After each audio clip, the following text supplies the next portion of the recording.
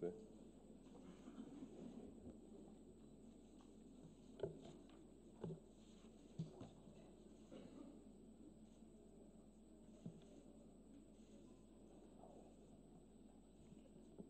Monsieur Youssef Chaïb, chef du gouvernement de la République tunisienne, et chers frères, Monsieur Édouard Philippe, Premier ministre de la République française, Mesdames et Messieurs les ministres, Madame la Présidente de l'Union tunisienne de l'industrie, du commerce et de l'artisanat, non moins plus nouvelle, distinguées personnalités, Mesdames et Messieurs, Monsieur le chef du gouvernement de Tunisie et chers frères, que dire après tout ce que je viens d'entendre, ces deux brillants discours qui ont bien campé, en tout cas, le cadre de notre réunion de ce matin.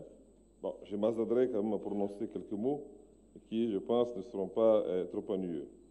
Je voudrais avant tout exprimer tous mes remerciements ainsi que ceux de la délégation qui m'accompagne pour l'honneur qui a été fait à mon pays, le Burkina Faso, en l'invitant à prendre part à cette importante rencontre que sont donc les rencontres Africa, édition 2017.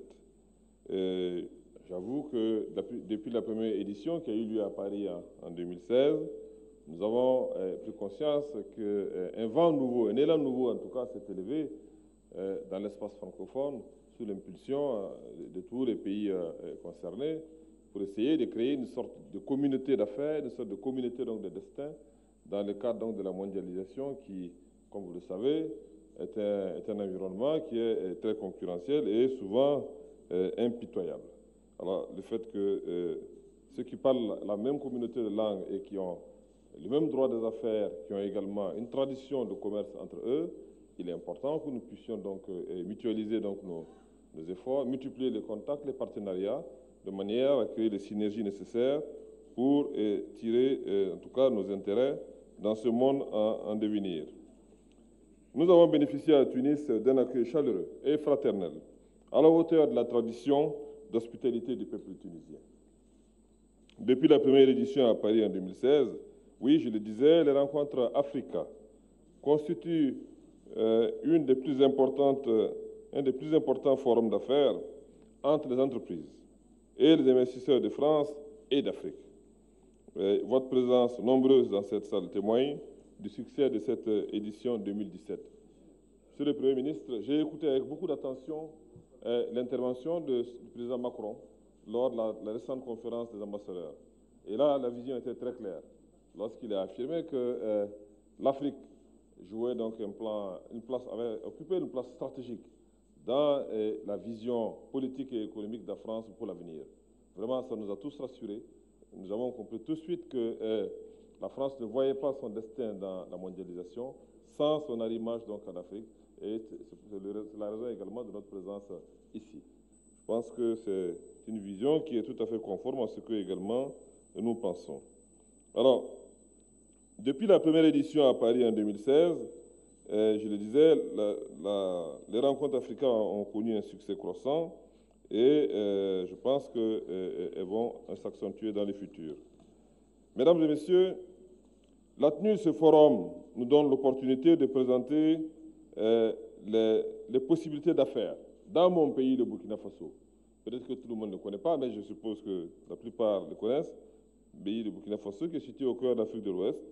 Et ce pays, depuis l'avènement de la démocratie qui est arrivé suite à l'insurrection populaire de 2014 et l'échec d'une tentative de coup d'État de septembre 2015. Au cours de ces événements douloureux qui ont émaillé l'histoire de mon peuple, le Burkina Faso, la résistance de la jeunesse, la résistance du peuple burkinabé a été une preuve et est une preuve encore de l'attachement viscéral de mon peuple à la liberté, à la démocratie et à la justice, j'ajouterai au progrès. Et depuis sa prise de fonction, mon gouvernement a élaboré le plan national de développement économique et social que nous appelons le PN2S, dont l'un des principaux axes porte sur la transformation structurelle de notre économie en vue de réaliser un taux de croissance moyenne du produit intérieur brut qui est proche de 8% sur la période allant de 2016 jusqu'à 2020. Jusqu'à présent, nous avions connu de 1975 jusqu'à de 1975 jusqu'en 2013, un taux de croissance moyen de l'ordre de 6%. Mais 6%, c'est très peu pour pouvoir lutter contre la pauvreté au Burkina Faso, parce que nous avons un croît naturel de la population qui est à peu près de 3,1%. Alors, pour avoir une augmentation substantielle du niveau de vie par habitant, il faut donc que le taux de croissance du PIB excède largement les 7%. C'est pourquoi nous nous sommes fixés pour ambition d'avoir un taux de croissance moyen du PIB qui est supérieur à 8% au cours donc, de cette période donc, du quinquennat. Alors, le PNDS prévoit la réalisation d'importants investissements en matière d'énergie, d'infrastructures, de santé, d'éducation et également en matière d'économie numérique pour mettre fin à la fracture numérique qui handicape notre économie. Également des investissements importants en matière d'agriculture et d'élevage, parce que l'agriculture et l'élevage, mais ça occupe 80% de la population de mon pays. 80% de la population de mon pays et ça contribue à hauteur de 30% du produit intérieur brut.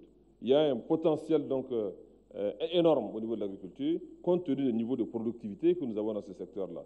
Et compte tenu également des possibilités de création de chaînes de valeur et de création d'industries agroalimentaires dans ce secteur pour donc soutenir la croissance donc, au Burkina Faso. Alors donc, l'objectif du plan national de développement économique et social est de porter la part de la production manufacturée dans le PIB, qui est actuellement de 6,6% à 12% à l'échéance de 2020. Également, le taux de transformation des produits agricoles, qui est actuellement très faible, puisqu'il est 12% actuellement, il devrait passer à 25% à l'horizon de 2020. Et également, la part du secteur primaire dans la composition du PIB, qui est à l'ordre de 30% aujourd'hui, est projetée autour de 28% en 2020 pour faire plus de place donc, au développement du secteur secondaire et du tertiaire. Alors, la réalisation de ces objectifs exige notamment la création d'unités agroalimentaires pour valoriser les productions agricoles et animales. À titre illustratif, je donne un exemple. Le Burkina Faso est le premier producteur de coton d'Afrique. Premier producteur de coton d'Afrique. Mais vous allez dans ce pays, vous n'avez pas une seule unité industrielle textile. Il n'y a pas d'industrie textile dans ce pays. Nous avons produit cette année, nous allons produire 850 000 tonnes de coton. Premier producteur d'Afrique. Mais moins de 1% de ce coton est transformé localement. C'est inacceptable. Pourtant, il y a des opportunités d'affaires. Et dans beaucoup d'autres secteurs, c'est la même situation. Dans le secteur minier, le Burkina Faso regorge d'énormes potentialités. D'énormes potentialités dans la production de l'or, dans la production du zinc et bien d'autres richesses, mais qui sont encore méconnues et sous-exploitées. Alors, vraiment, je voudrais dire qu'il y a encore beaucoup de choses à exploiter, à développer dans ce pays.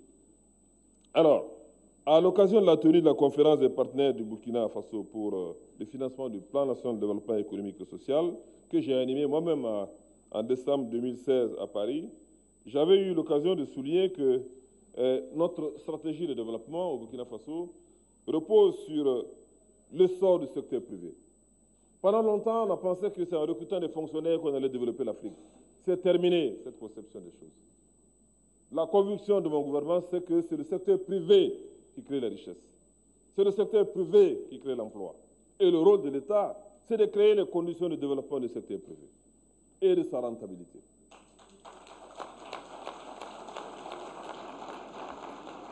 Alors, à cet égard, je voudrais indiquer que mon gouvernement a déjà entrepris de nombreuses réformes qui ont permis d'améliorer substantiellement l'environnement des affaires au Burkina Faso. Parmi celles-ci, permettez-moi de citer quelques-unes. La réduction du délai de création des entreprises à 24 heures. À 24 heures, on crée aujourd'hui une entreprise au Burkina Faso. La réduction du capital minimum pour la création d'une société à responsabilité limitée de 100 000 francs CFA à moins de 5 000 francs CFA. L'adoption de la loi sur les bureaux d'information sur le crédit qui permet de réduire également l'asymétrie d'information, notamment pour ceux qui veulent accéder au crédit bancaire.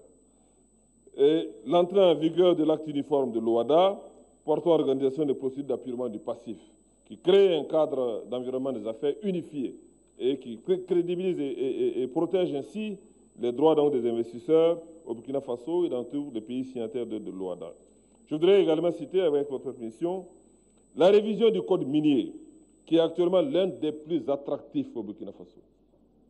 L'un des plus attractifs au Burkina Faso. Nous produisons actuellement à peu près 40 tonnes d'or par an et nous avons l'ambition de porter donc cette production d'or à plus de 50 tonnes d'or dès la fin donc, de l'année 2017. La révision en cours également du Code des investissements en vue de favoriser les investissements étrangers au Burkina Faso. Oui, le Code des investissements ne doit pas être restrictif. Notre vision, c'est de faire du Burkina Faso un espace ouvert, un espace d'affaires ouvert au cœur de l'Afrique de l'Ouest. Pas de nous barricader autour de nos frontières. Nous voulons être une plateforme de services, une plateforme de production pour tous les pays voisins. Tous nos pays voisins qui sont nombreux, le Mali, le Bénin, le Togo, la Côte d'Ivoire, également le Ghana, le Niger, tous ces pays sont pour nous un marché potentiel, à condition que nous ayons les moyens, que nous ayons la technologie et le savoir-faire pour les conquérir. Nous considérons que c'est une chance et c'est à nous donc de relever les défis. Alors, nous avons également adopté des décrets d'application de la loi sur l'énergie qui consacre la libéralisation du secteur de l'énergie, notamment en matière donc de production et de distribution d'énergie dans ce secteur. Nous avons également adopté les décrets d'application de la loi relative à la prévention et à la répression de la corruption, notamment. Dans ces décrets d'application, il y a 3 décrets qui méritent d'être soulignés. 1. Le délit d'apparence. Le délit d'apparence est condamné. On peut poursuivre quelqu'un en justice si on se rend compte que son niveau de vie a augmenté de manière injustifiée d'une année sur l'autre. Il y a également ce qu'on appelle l'obligation de déclaration de patrimoine pour les responsables politiques et le délit d'acceptation des cadeaux indus. La création de tribunaux de commerce et la création de cellules spécialisées auprès des tribunaux des grandes instances de Ouagadougou et de Bobo-Dioulasso pour réprimer les infractions économiques et financières et la criminalité.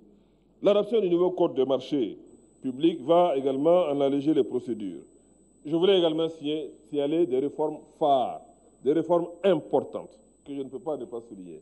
C'est la création d'institutions financières spécialisées pour financer le développement. À cet égard, je voudrais signaler la création de la Caisse de dépôt et consignation.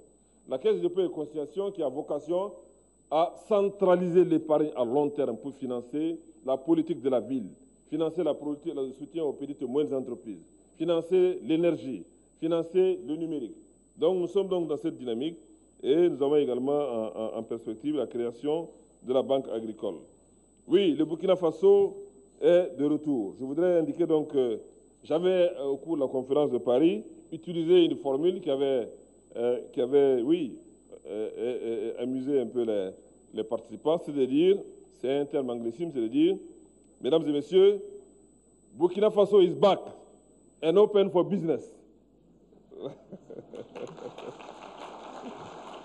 Oui. Le Burkina Faso est de retour. Il regorge d'importantes potentialités économiques, d'un cadre macroéconomique stable et d'une gouvernance démocratique, et également de perspectives de croissance fortes et crédibles.